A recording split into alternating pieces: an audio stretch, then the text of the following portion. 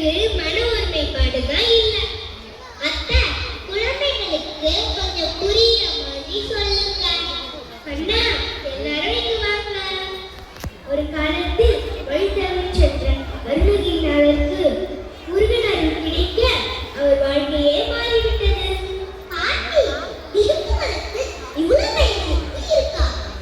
ஆமாம் காவியா, திருப்புகழ் கந்த கடவுளும் தங்களுக்கு சொந்த கடவுளும் ஆகிய முருகனை பற்றி பாடியது. திருப்புகழ் பாடினால் பக்தி வரும், பக்தி வந்தால் ஒழுக்கம் வரும், மனம் தெளிவாகும், மன அமைதி கிடைக்கும். மன அமைதியா இருந்தால் படிக்கிறது எல்லாம் மனதில் பதியும்.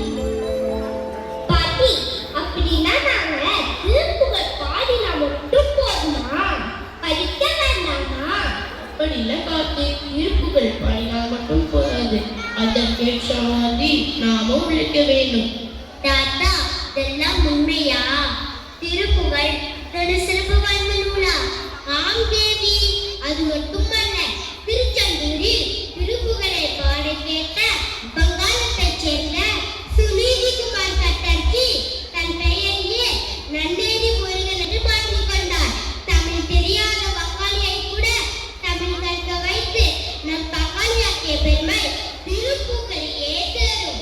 சரி தாத்தா, திருப்புகழை பாடினால் முருகன் வருவாரா? உண்மைதான், திருப்புகழ் பாட பாட அந்த முருகனின் அருள் கிடைக்கும். இதற்கு உதாரணமாக